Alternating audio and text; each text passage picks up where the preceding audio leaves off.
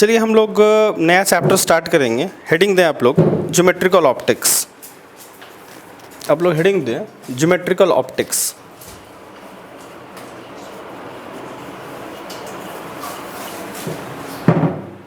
ठीक है ना। देखिए ठीक है, देखिए आप लोगों को लाइट के ड्यूअल कैरेक्टर के बारे में आप लोग केमिस्ट्री में पढ़ चुके होंगे। ठीक है, हम लोग एक काम करते हैं, कुछ हम लोग पहले पॉइंट्स लिखते हैं, ठीक है, फिर हम लोग आगे बात करेंगे। लिखिए कुछ डेफिनेशंस हम लोग लिख लेते हैं। लिखिए we know that light has dual character. We know that light has dual character. In some situations it behaves like wave. In some situation it behaves like wave, and in some other situation it behaves like particle. It behaves like particle. ठीक है, लिखो properties of light. Properties of light. Point number 1, speed of light in vacuum. Speed of light in vacuum is represented by या is written by c is equal to 3 into 10 to the power 8 meter per second, 3 into 10 to the power 8 meter per second approximately. ठीक है। Point number 2, light is electromagnetic wave. Light is electromagnetic wave. It consists of changing electric field and magnetic field. Point number 3, light carries energy and momentum. Carries energy and momentum. ठीक है, लिखो v is equal to, point number 4, v is equal to f into lambda. v is the speed of light. v is the speed of light. f is the frequency of light, and lambda is wavelength of light. Is applicable for light. Is applicable for light. अभी हम लोग बहुत ज़्यादा discuss तो नहीं करेंगे, ठीक है। देखिए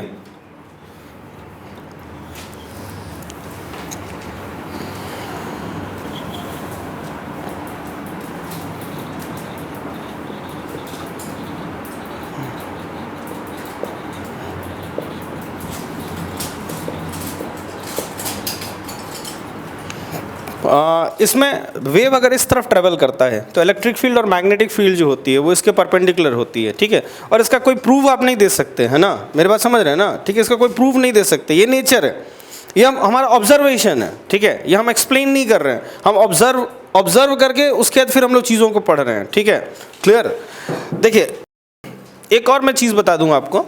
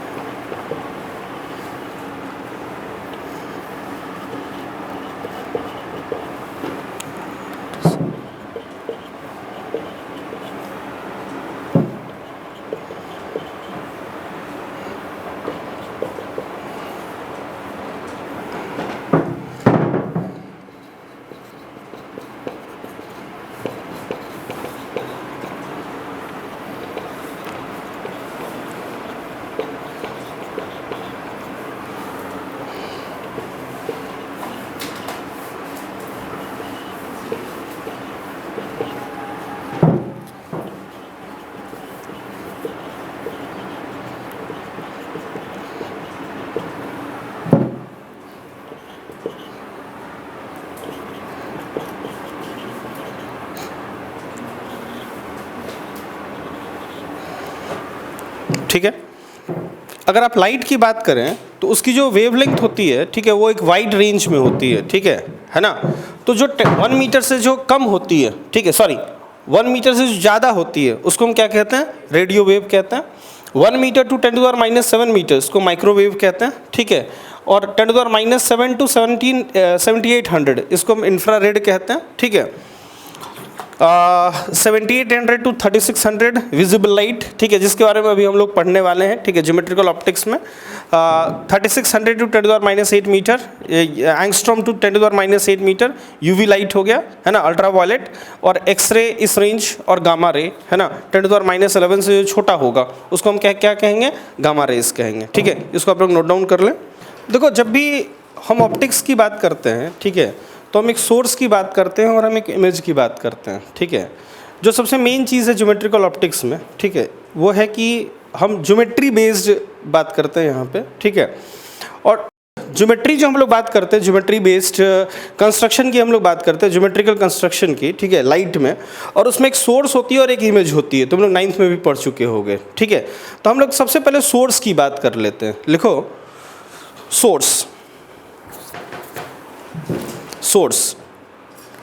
Light comes from source. Light comes from source. There are two types. There are two types of sources. There are two types of sources. First one.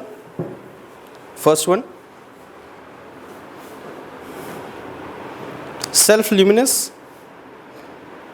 First one. Self-luminous. Second one non-luminous. ठीक है। Self luminous में लिखना, self luminous में the source which produces light of its own,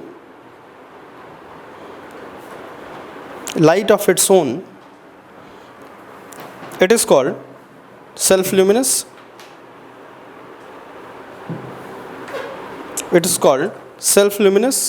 ठीक है। सन क्या है, self luminous है या नॉन ल्यूमिनस है? सेल्फ ल्यूमिनस, ठीक है। ट्यूबलाइट सेल्फ ल्यूमिनस, ठीक है। चांद बोलो नॉन ल्यूमिनस, ठीक है। मून जो है वो ल्यूमिनस नहीं है, नॉन ल्यूमिनस है, ठीक है। नेक्स्ट लिखना non luminous.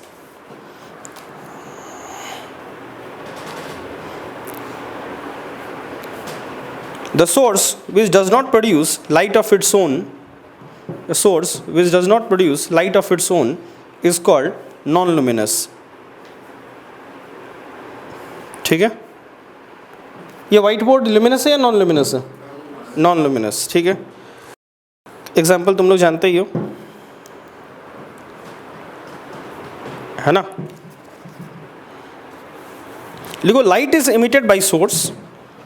Light is emitted by source,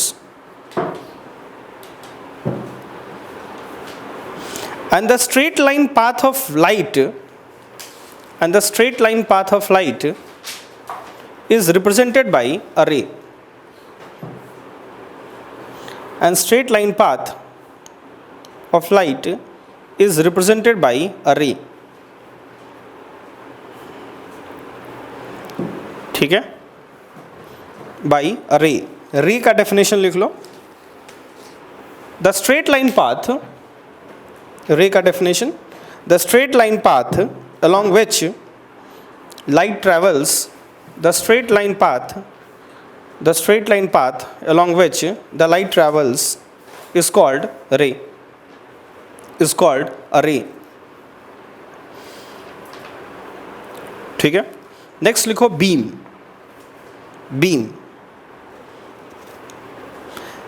A bundle or bunch of ray is called a beam. A bundle or bunch of ray is called beam. लिखो it is of three types. ठीक है। First one convergent.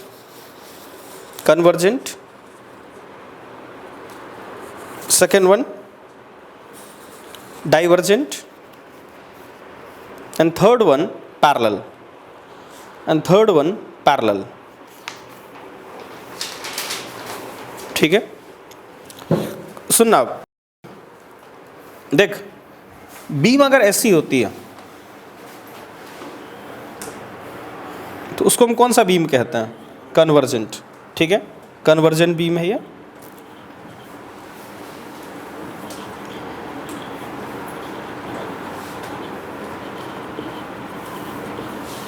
ठीक है, ये divergent beam है.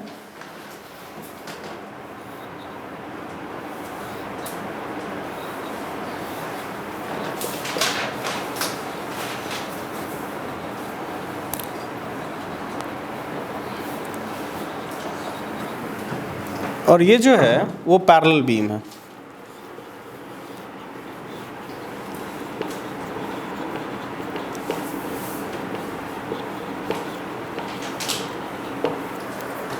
ठीक है, clear? अब ध्यान देना, जैसे हम लोग इसका एग्जाम्पल देखें, ठीक है, तो तुम जानते हो कि अगर कोई एक लेंस तुम लो, ठीक है, और इस पे एक लाइट पैरेलल गिराओ, ठीक है, तो ये बीम के फॉर्म में होता है. मान लो तुमने एक टॉर्च जलाया, ठीक है, और टॉर्च से लाइट जो है वो ऐसे बीम के फॉर्म में फॉल हुई, तो सब रे जो हैं एक दूसरे के क्या हैं? पैरेलल हैं. अच्छा, यहाँ पे जब हम आगे बढ़ेंगे तो इस बीम की डायमीटर कांस्टेंट रहती है या बीम की डायमीटर जो है वो वेरिएबल होती है? तो पैरेलल बीम में जो बीम की डायमीटर होती है वो कांस्टेंट रहती है. ठीक है. अच्छा, जो एनर्जी यहाँ से पास हो रही है वही एनर्जी यहाँ से पास हो रही है, तो एनर्जी पर यूनिट एरिया, ठीक है, एनर्जी पर यूनिट एरिया, इसको हम कहते हैं इंटेंसिटी. तो यहाँ पे इंटेंसिटी जो पैरेलल बीम में होगा वो कांस्टेंट रहेगा या वेरिएबल रहेगा? कांस्टेंट रहेगा. इसकी बीम डायमीटर कांस्टेंट रहती है, ठीक है, और उसकी इंटेंसिटी भी क्या होती है? कांस्टेंट होती है. ये मान लो लेंस है और पैरेलल लाइट तुमने गिराया, तुम जानते हो कि ये फोकस हो जाती है, ठीक है, फोकस पे ये सारी रेज मिलती हैं. तो ये जो रेज हैं, ठीक है, वो कन्वर्जेंट रे हैं या डाइवर्जेंट हैं? कन्वर्जेंट है. यहाँ पे जो डायमीटर होगी और यहाँ पे जो डायमीटर होगी, तुम देख सकते हो कि धीरे धीरे इसकी डायमीटर जो होती है वो क्या होती है? कम होती है. ठीक है, तो इसकी इंटेंसिटी कम होगी या बढ़ेगी? बढ़ेगी. जो भी यहाँ पे एनर्जी थी वो कम एरिया में आ गई, तो एनर्जी अपॉन एरिया, इंटेंसिटी क्या होती है? बढ़ जाती है. तुमने देखा होगा कि तुम जब लेंस लेते हो और कोई पेपर यहाँ पे रखते हो उसके फोकस पे, ठीक है, तो पेपर जो है वो जल जाता है. सीधी सी बात है कि जो भी एनर्जी यहाँ पे थी वो सब एनर्जी को ये समेट के और इस पॉइंट पे पहुँचा दिया, तो यहाँ पे इंटेंसिटी बहुत ज़्यादा हो जाएगी. इंटेंसिटी अगर बहुत ज़्यादा हो जाएगी, ठीक है, तो पेपर जो है, ठीक है, कम पॉइंट पर बहुत ज़्यादा हीट होगी तो पेपर क्या हो जाएगा? जल जाएगा. ठीक है. अगर हम डाइवर्जेंट बीम की बात करें तो देखो यहाँ के बाद ये रेज जो है ना ऐसे निकल जाती हैं, ऐसे निकल जाती हैं. तो आगे बढ़ने पे, ठीक है, रे के डायरेक्शन में जाने पे, ठीक है, इसकी डायमीटर बढ़ती है या घटती है? बढ़ती है. और अगर डायमीटर बढ़ेगी, ठीक है, डायमीटर अगर बढ़ेगी तो इंटेंसिटी कम होगा या ज़्यादा होगा? ठीक है, कम होगा. जैसे तुम इस केस में बीम के डायरेक्शन में जाओगे, डायमीटर इंटेंसिटी कांस्टेंट होती है. इसमें बीम के डायरेक्शन में जाओगे, डायमीटर घटती है और इंटेंसिटी बढ़ती है. इसमें अगर बीम का डायरेक्शन मूव करोगे तो डायमीटर बढ़ेगी और इंटेंसिटी क्या होगी? घटेगी. ठीक है, इन सब सारे पॉइंट्स को आप लोग लिख लें. ठीक है. देखिए, दो चीज़ों के बारे में हम लोग थोड़ा सा पढ़ेंगे. ठीक है, इनफैक्ट दो टॉपिक मैं नहीं बोलूँगा उसको, दो क्वेश्चंस कहूँगा मैं आपको. ठीक है. सबसे पहला क्वेश्चन है कि हम लोगों को भगवान ने दो आँखें क्यों दी हैं? क्या एक आँख से काम नहीं चल सकता था क्या? बोलिए. फील्ड ऑफ व्यू क्या हो जाता है? बढ़ जाता है. जब हम एक आंख बंद करते हैं तो हमें कम फील्ड दिखाई देता है, और जब दो आंखें हम देखते हैं, ठीक है, तो हमें क्या होता है? ज़्यादा दिखाई देता है. ठीक है. क्या एक आंख का मतलब एक आंख से हमें 3D व्यू दिख सकता है क्या? नहीं, हम लोग को 3D व्यू नहीं देखता. ठीक है. चलो हम लोग बात करते हैं इस बारे में, है ना. हम उसको प्रैक्टिकली देखने का प्रयास करते हैं. ठीक है, कि 3D का मतलब क्या. आप लोग एक काम करें, एक आंख बंद करें आप लोग, और एक ठीक है, ऐसे हाथ रखें, ऐसे उंगली रखें थोड़ा सा दूर अपने से. ठीक है, बिल्कुल एक आंख को बंद रखें. उसके दूसरी उंगली लें आप, है ना, और इस उंगली के ऊपर लाने का इसको प्रयास करें आप. ठीक है. टच नहीं करें, टच करेंगे फिर से आप हटाएं. आप लोग टच कर रहे हैं उसको. ठीक है, फिर से स्टार्ट करें आप लोग, फिर से स्टार्ट करें, हटाएं आप. ठीक है. एक आंख बंद करें, एक ऐसे उंगली लाएं और एक दूसरे हाथ की उंगली को इसके ऊपर रखने का प्रयास करें। ठीक है, अब आँख खोलें आप लोग। ठीक है, अगर टच कर देंगे तब तो वो आँख नहीं, वो तो फिर दिमाग जो है वो चीज़ों को कंट्रोल कर रहा है। ठीक है, टच सेंसेशन से। ठीक है, मैं आँखों की बात कर रहा था सिर्फ। ठीक है, आप देखते होंगे कि आपकी उंगलियां जो हैं, ठीक है, वो मिसमैच हो रही हैं, एक जगह पे नहीं आ रही हैं। ठीक है, क्योंकि देखिए इसका हम लोग रीज़न ढूंढेंगे, इसको हम लोग पैरालैक्स कहते हैं, पैरालैक्स एरर कहते हैं। ठीक है, हम लोग देखते हैं इसकी बात हम लोग कर लेते हैं कि ऐसा क्यों होता है। ठीक है, देखिए जैसे कोई ऑब्जेक्ट है और हम यहाँ से देख रहे हैं, तो यहाँ से रेज चली, आंखों तक पहुँची। ठीक है, तो हमारे आँख को ये पता होगा कि इस लाइन पे ऑब्जेक्ट कहीं पे है, लेकिन इस लाइन पे कहाँ है ये हमारी आँख को पता नहीं होगा। ठीक है, अगर दो आँखें होती हैं तो एक रे ऐसे चलती है, दूसरी रे ऐसे चलती है। ठीक है, अच्छा ये आँख दिमाग को बताती है कि भाई इस लाइन पे कहीं है, ये आँख दिमाग को बताती है कि इस लाइन पे कहीं है। ठीक है, तो एग्जैक्ट दोनों आँख मिलके दिमाग को ये सेंस होता है कि इस पोजीशन पे है।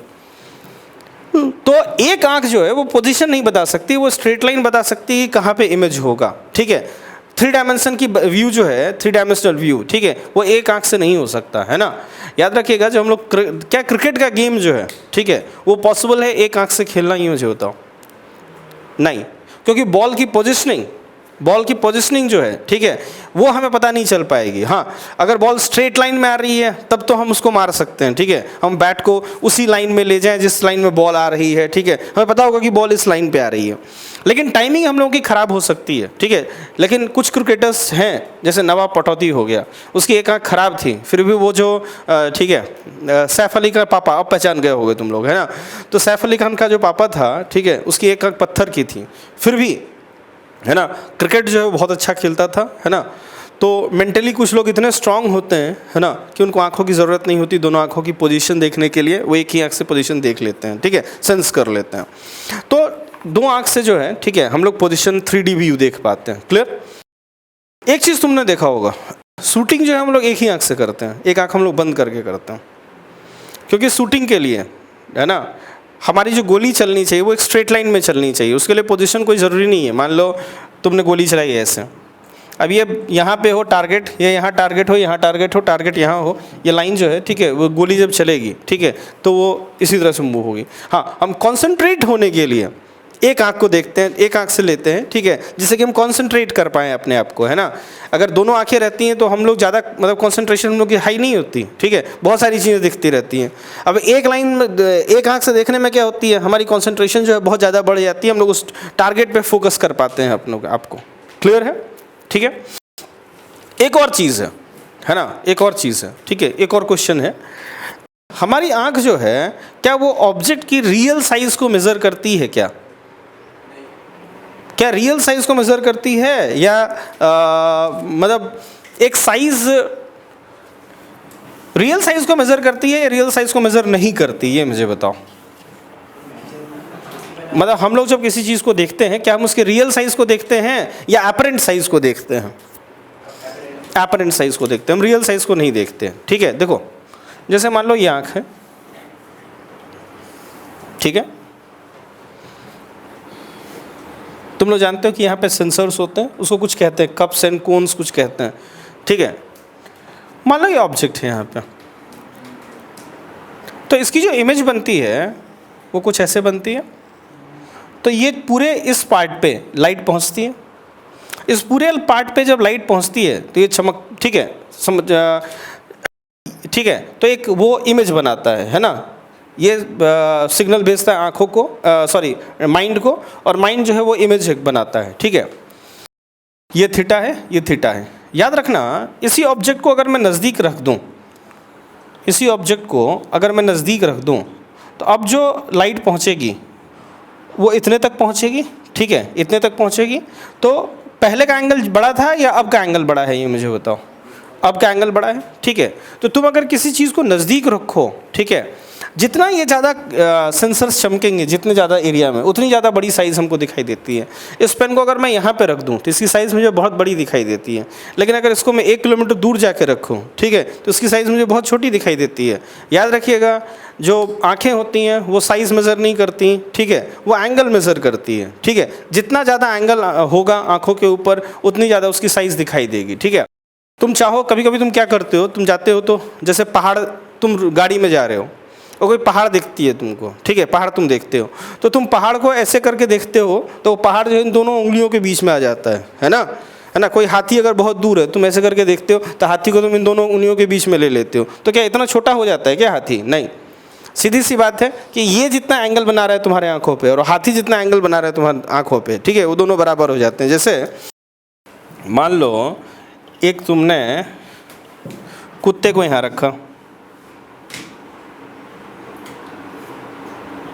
और एक तुमने हाथी को यहाँ रखा दूर थोड़ा सा,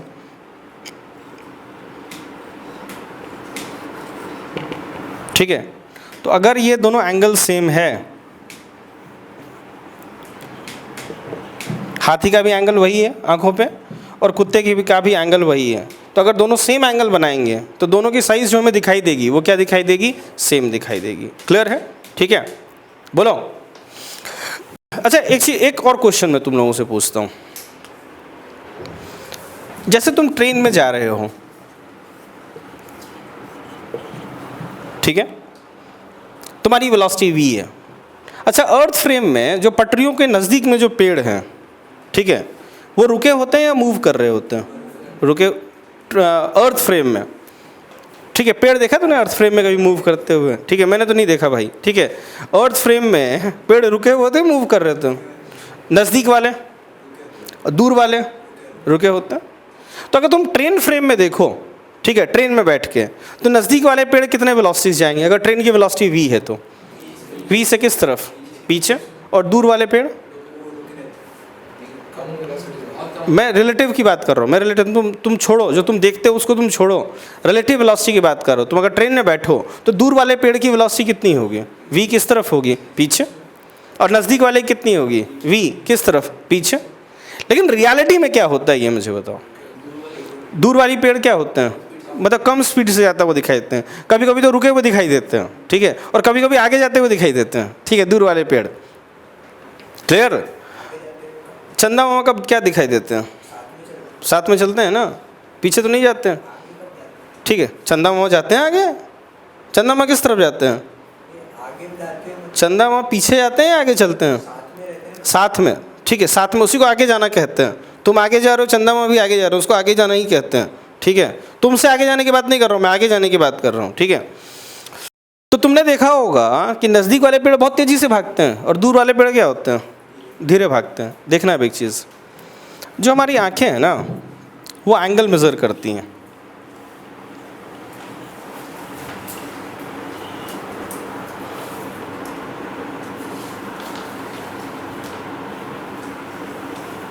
तो कोई चीज़ अगर दूर होगा तो ये एंगल कम होगा या ज़्यादा होगा? कम होगा। तो अगर एंगल मेज़र करती हैं आंखें हैं तो वो v मेज़र नहीं करती, वो omega is equal to d theta by d t measure करती हैं। आंखें हमारी एंगुलर वेलोसिटी मेज़र करती हैं, ठीक है। हमारी आंखें जो हैं वो लीनियर वेलोसिटी मेज़र नहीं करती, तो D theta by d t measure करती हैं। तो थीटा अगर कम होगा तो D theta by d T क्या होगा? कम होगा, तो ओमेगा कम होगा। तो दूर वाले पेड़ जो होती हैं उनकी ओमेगा कम होती हैं और जो नज़दीक वाले पेड़ होती हैं उनकी ओमेगा ज़्यादा होती हैं, तो तेज़ी से पीछे निकलती हैं। क्लियर है सबको? ठीक है। और अब बात साथ में चलने की, दूर वाले पेड़ भी पीछे ही जाती हैं, लेकिन होता यह है कि हम एक साथ नज़दीक वाले पेड़ और दूर वाले पेड़ को एक साथ देखते हैं।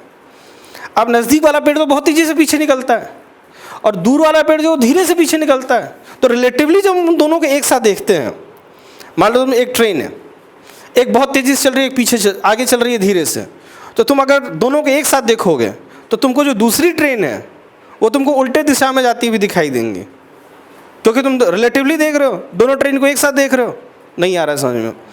मान लो तुम स्टेशन पे खड़े हो और एक ट्रेन बहुत तेज़ी से निकली और उसके पीछे एक दूसरी ट्रेन धीरे से जा रही है, तो तुमको दूसरी ट्रेन दिखाई देगी कि वो आगे नहीं जा रही है, किस तरफ जा रही है? पीछे जा रही है। ठीक है, तो यहाँ पे यही होती है सारी बातें। क्लियर? तो रिलेटिव वेलोसिटी दोनों की सेम होती है, नज़दीक वाले पेड़ की भी और दूर वाले पेड़ की भी रिलेटिव वेलोसिटी सेम होती है, लेकिन चूंकि एंगुलर वेलोसिटी डिफरेंट होती है तो हमें डिफरेंट स्पीड से वो चलता हुआ दोनों पेड़ दिखाई देता है। ठीक है, क्लियर? चलिए आप लोग चाहें तो इन सब चीज़ों को लिख लें कि आँख जो है वो है ना एंगल मेज़र करता है, साइज़ मेज़र नहीं करता, ठीक है, एपरेंट साइज़ मेज़र करता है। फिर से एक और कोई बात, हाँ, एक आँख जो है वो 3D में नहीं दिखा सकता हमें, 2D में हमें दिखाता है। ठीक है, नेक्स्ट लिखिए शैडो फॉर्मेशन। लिखिए shadow is formed because in a homogeneous medium light travels along a straight path.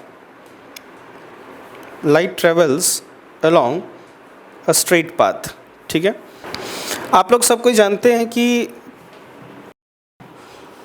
3 तरह के मीडियम होते हैं। ठीक है, एक होता है ट्रांसपेरेंट, एक होता है ट्रांसल्यूसेंट और तीसरा होता है ओपेक। ठीक है, ओपेक के थ्रू लाइट पास हो पाती है या नहीं हो पाती है? नहीं, लेकिन ट्रांसपेरेंट के थ्रू इजीली पास हो जाती है। ठीक है, जब लाइट, जैसे मान लीजिए कोई सोर्स है और यहाँ पे हमने एक ओपेक बॉल रख दिया और यहाँ पे हम एक स्क्रीन लगा रहे हैं। अब जब ये लाइट पास होगी तो इस एरिया में कोई लाइट नहीं पहुँच पाएगी, है ना? तो इस एरिया में जब लाइट नहीं पहुँच पाएगी तो हमें क्या मिलेगा? शैडो मिलेगा। क्लियर है? ठीक है, तो जिस एरिया में लाइट नहीं पहुंच पाती है उसी को हम क्या कहते हैं? शैडो कहते हैं। ठीक है, चलिए एक दो क्वेश्चन हम लोग देख लेते हैं, या एक काम कीजिए, लिख ही लीजिए आप लोग। दस if object opaque object is placed between a source of light and screen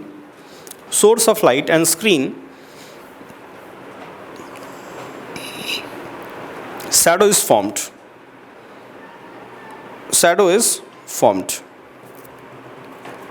ठीक है, चलिए शैडो पे एक दो हम लोग क्वेश्चन देख लेते हैं। ठीक है, ये मान लीजिए घर की छत है और यहाँ पे एक हमने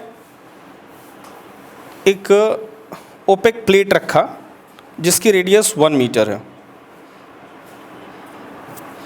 और यहाँ से 2 मीटर नीचे एक हमने सोर्स रखा। ठीक है,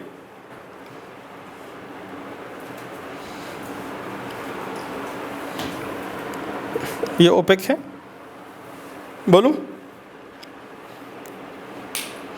लिखिए if A point source is placed 2 meter below the opaque plate of radius 1 meter, find the radius of shadow formed 4 meter above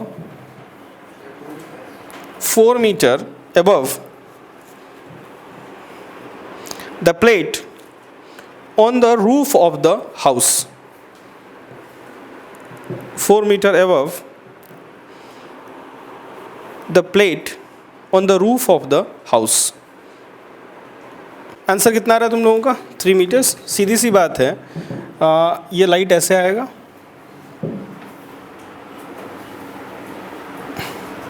ठीक है, ये होगी रेडियस इसकी शैडो की। ठीक है, अब ये ट्रायंगल और ये ट्रायंगल सिमिलर होगा, ये 4 है और ये 2 है तो ये पूरा 6 मीटर्स होगा, है ना? और ये 2 मीटर्स हो गया, ये 1 मीटर हो गया। ये थीटा लिख देता हूँ, tan theta is equal to 1/2, that's equal to tan theta r/6, तो r is equal to 3 metres के बराबर होगा। क्लियर? चलिए हम लोग आगे बढ़ते हैं, है ना? चलिए नेक्स्ट क्वेश्चन की ओर हम लोग बढ़ते हैं। ठीक है, देखिए ये एक टावर है 10 मीटर का। ठीक है, ये टावर है 10 मीटर का और यहाँ पे एक सोर्स ऑफ लाइट है S, है ना? यहाँ पे एक आदमी है, ए बी, ठीक है, ये डिस्टेंस है x। लिखो a man A B of height, a man A B of height 2 metre is standing 2 meter is standing at a distance of 4 meter from a tower of height 4 meter from a tower of height क्या लिखवाया मैंने? A man AB of height 2 meters, a man AB of height 2 meters is standing at a distance 4 meter, है ना, from a tower of height 10 meters. At the top of tower, a point source S is kept. At the top of the tower, a point source S is kept, and man is moving away from the tower,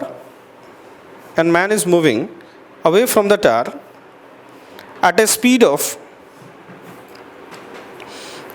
of 2 meters per second. At a speed of 2 meters per second. ठीक है, A part, find the length of the shadow.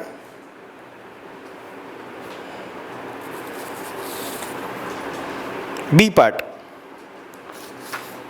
Find the rate of change of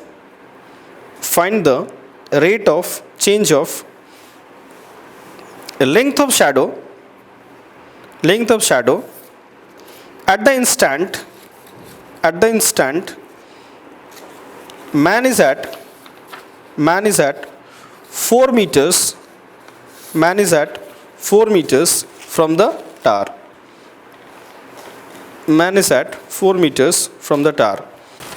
सबसे पहले हम velocity ही निकाल लेते हैं, ठीक है। देखो ये 4 मीटर जो है ना, वो तो एक पर्टिकुलर इंस्टेंट ऑफ टाइम पे है।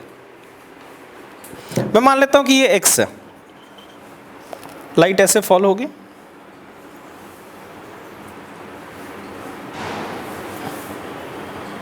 लाइट इधर से जा नहीं जाएगी, तो शैडो की जो लेंथ है वो ये होगी, क्योंकि इसके बाद भी लाइट होगी। अब अगर मैं लिख दूं tan theta is equal to 10 upon x plus y, that's equal to 2 upon y, तो कोई दिक्कत? 5y is equal to x plus y, so 4y is equal to x, so y is equal to x by 4 होगा। x is 4 metres, so y will be 1 metres, ठीक है, eight a particular instant. अब ये बताओ कि dx by dt कितनी दी हुई है तुमको? 2 मीटर पर सेकेंड। डिफ्रेंशिएट कर देते हैं, dy by dt is equal to 1/4 dx by dt, dx by dt 2 है, तो dy बाई dt 2/4 कितना हो जाएगा? 1/2 मीटर्स पर सेकेंड, ठीक है। चलिए नोट डाउन कर लें इसको आप लोग, है ना।